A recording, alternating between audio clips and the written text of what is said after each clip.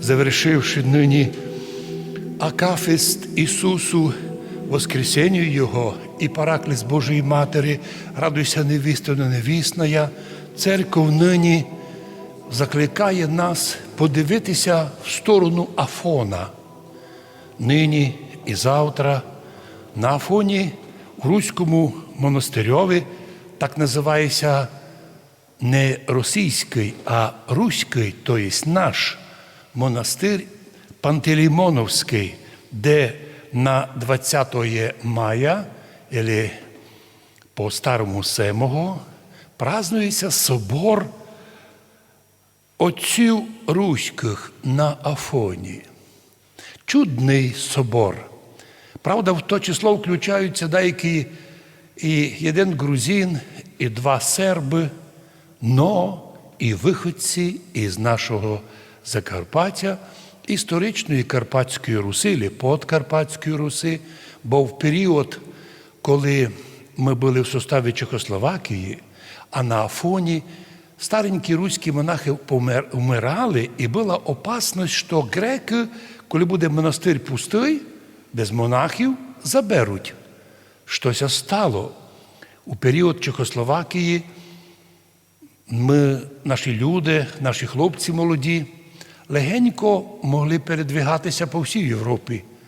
І многі з них пішли вчитися у Сербію, або в Югославію тоді, у Македонію, город Бітоль, де була спеціальна православна семінарія для хлопців-виходців із Подкарпаття. Тоді вони називалися руські, русини, бо у паспортах було чеських написано національність русин, руський. І то на Афоні сприймалося точно. І от коли на Афоні було мало монахів, 20 хлопців, виходців з нашої землі, сохранили монастир. Вони возглавили монастир. І главний ігумен монастиря був Григорій, котрий був родом із нинішнього Марамороша, Хуської єпархії.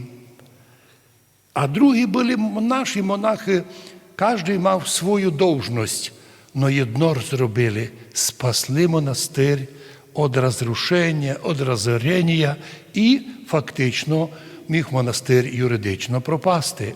Нині це один з величайших монастирів, який може прийняти, якщо треба, і 1000 паломників на один день. Такий великий і славний. А це означає, що коли там празднують собор отців руських, то значить і наших руських Подкарпатської Руси, історичних русинов. Інтересно, що там же на Афоні, тут в монастирьові, є спеціальний храм, називається Костниця, де великі стелажі, а на них черепа усопших монахів. Таку мають традицію на Афоні, що коли монах помирає, тоді його передають з земли. Через рік викапують, дивляться, якщо тіло передалося землі, то все добре. Якщо ні, тоді моляться, щоб Господь прийняв душу усопшого. І коли вже все вважають, що Бог прийняв душу, череп забирають із землі, несуть у костницю, а на черепові пишуть ім'я і національність.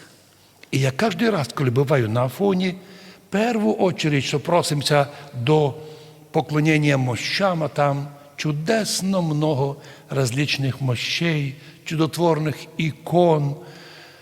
Ну і у костницю там совершаю панахиду і молюся уєдно із руськими на Афоні. Звісно, руські то були і виходці з Києва, і з Київської Русі. На Афоні вони теж входять у ту схему. І там, коли продивишся по тим стелажам, і от написано: і Йоганн Русин, Петро Карпаторос, і Йоганн Русин, Михаїл Карпоторос. І от тільки обійшлись ми, тільки много наших людей, монахів там залишилися. Тому і завтра у нас, у нашому кафедральному соборі, будемо також вспоминати собор наших руських монахів на далекому руському Пантелеймоновському монастирьові в далекій Греції, на чудній республіці монашеській, ім'я котрій Афон.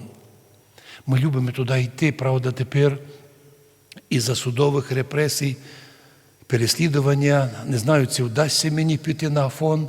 Ну такий уж цей світ, який додіває нас, не пускає нас на зустрічі, а ведь і судом не доказано моя вина, а вже санкції пішли так, як на докази приведені.